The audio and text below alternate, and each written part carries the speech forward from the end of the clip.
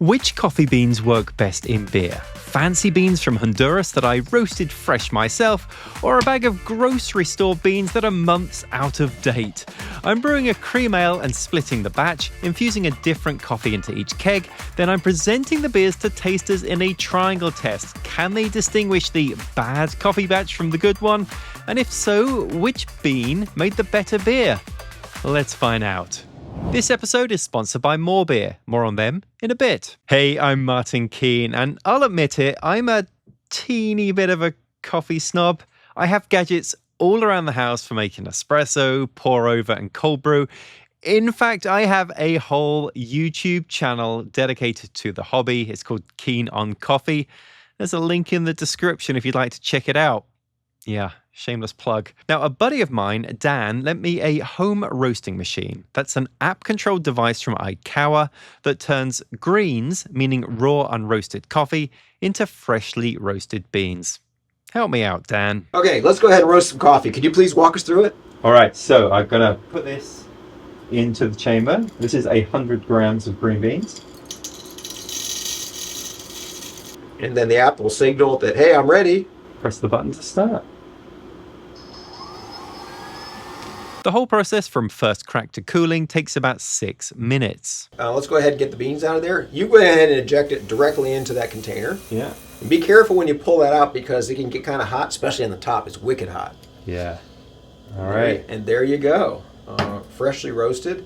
Now we're not going to, you don't drink this right away, by the way. Yeah, so this is what I wanted to ask you is, how long do I have to wait till I can actually use these? When you have roasted coffee, it has a lot of trapped carbon dioxide in there. So they call it degassing, right? Yes. And so a little bit is fine, right? But if there's too much, when you go to pour it, it's actually going to, almost like carbonate. They call it a bloom, right? You've seen that, right? Yep.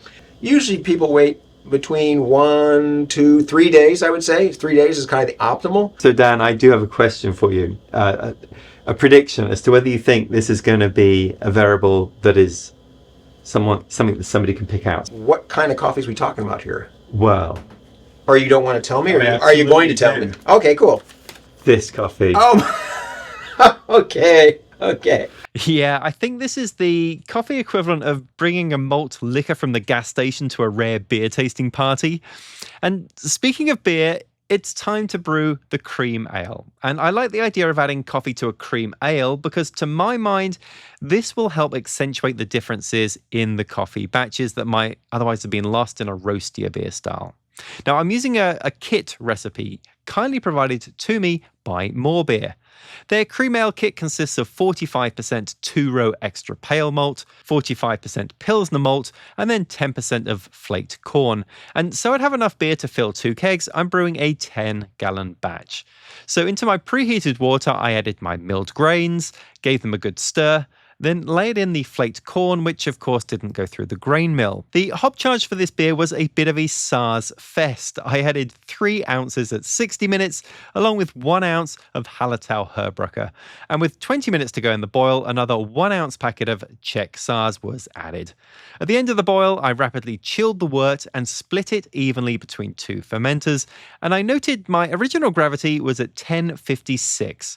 With the wort at 66 Fahrenheit or 19C, it was time to pitch the yeast. I added A07 flagship into each batch and then left the beers to ferment. A couple of weeks later, the beers had attenuated to 1.006 in both fermenters, so I cold crashed and went to work on brewing the coffee. But before we get to that, a quick word on today's sponsor and the supplier of this beer's ingredients, More Beer. More Beer's slogan is absolutely everything for beer making, and it's easy to see why given their selection of over 8,000 products, like the Brewbuilt X3 Uniconical stainless steel fermenter, or the Comos series of kegerators that give you everything you need to get started with dispensing and serving your home brew. And for quality fermentations, More Beer carries Cellar Science yeast and nutrients. More Beer offer free shipping on most orders over $59. Also, be sure to check out their awesome YouTube channel featuring brewing tips, hijinks, and incredible giveaways. Check out everything More Beer has to offer at morebeer.com. Now, Dan mentioned that coffee beans are ready to use after about 3 days of off-gassing. But you don't want to wait too long either, as coffee does stale quite quickly as the oils on the beans naturally dry out. Ideally, you'd want to use beans within about 30 days of their roasting date. To maximize freshness, I have a little trick actually, and that's to store the beans in the freezer until you need them. A frozen coffee bean takes 90 days to age the same amount as 1 day at room temperature. So if you throw your freshly roasted coffee into the freezer, the beans will stay within that 30-day freshness window for 5 years. That's one of the many tips you can find on the Keen on Coffee YouTube channel. Sorry, shameless. Okay, so that's what I did with my home roasted beans. Meanwhile, the grocery store coffee beans had likely been sitting out at room temperature for over a year at this point. Now, appearance-wise, the beans looked quite different. The home roasted beans are a medium light roast, and the grocery store beans have that characteristic over roasted burnt look. I weighed out 32 grams of each and used a medium coarse setting on my grinder. Despite using exactly the same amount of coffee for both, the grocery store beans possessed significantly higher volume in their ground up state. Now, there are lots of ways to add coffee to beer, but I decided to go for the pour over method. I added the grinds to each Chemex, then using water heated to just off the boil, added about 15% of my brewing water to bloom the grinds, essentially letting any remaining CO2 in the beans to off gas. Then I added hot water in a circular motion in stages until I reached 500 milliliters. That's roughly a 15:1 water to coffee ratio. Perfect.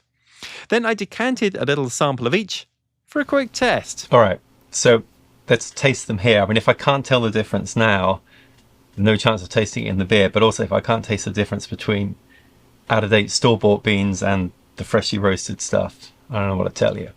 Yeah, so this one, the beans are kind of on the lighter side, like light medium roast, I would say. And because of that, you get a little bit more sourness, not like pucker sour, but just a little bit less on the bitterness side. It's actually really pleasant. Just a very drinkable, light coffee.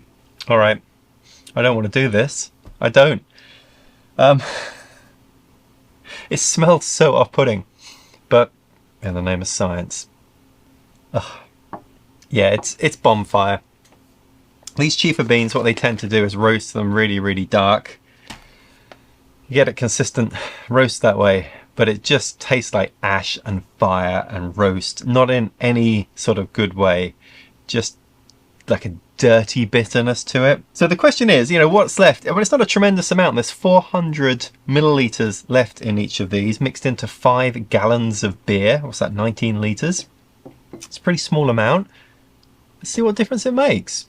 So I added the grocery store coffee into one keg and the home roasted into the other, feeling a bit guilty to be, at least to my mind, ruining a perfectly good batch of beer with the awful grocery store swill. I then purged the kegs with CO2.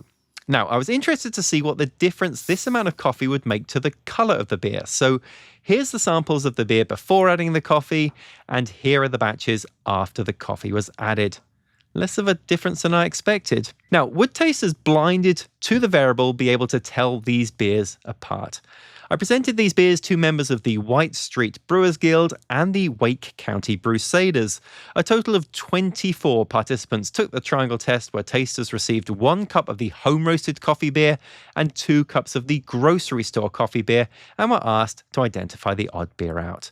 And participants are blinded here in every sense, so the coloured cups prevent them from seeing any colour differences, and they had no idea what they were tasting or what the variable was. I didn't even tell them the beer style. Now, at this sample size, a total of 13 participants would have to pick the odd beer out to reach statistical significance, and a total of 14 did. A significant result. Honestly, this is no surprise to me. The beers were quite different in both aroma and flavour. But wait, there is one more question we need to answer. Which beer did people prefer? So of the 14 tasters who made the correct selection on the triangle test, 3 said they didn't have a preference or they couldn't tell a difference. 3 preferred the home-roasted coffee beer, and 8 favoured the crappy, ash-in-your-mouth grocery store coffee. What? Did my home roasting with only the finest Honduran green beans count for nothing? Well, in talking with the tasters, many reported they enjoyed the higher levels of coffee bitterness present in the grocery store batch. And actually, I can kind of see their point. I mean, when diluted with a keg full of beer, the off-putting, burnt, ashy notes of the coffee kind of transformed into more of a basic black coffee bitterness, while the bright, slightly acidic notes from the home-roasted coffee were rather lost in the beer. The grocery store beans made a truly awful cup of coffee, but they did make a reasonably pleasant beer. Now, there are a lot of other coffee brewing methods we could have used in this experiment, adding beans directly into the keg, or using cold brew, or using espresso.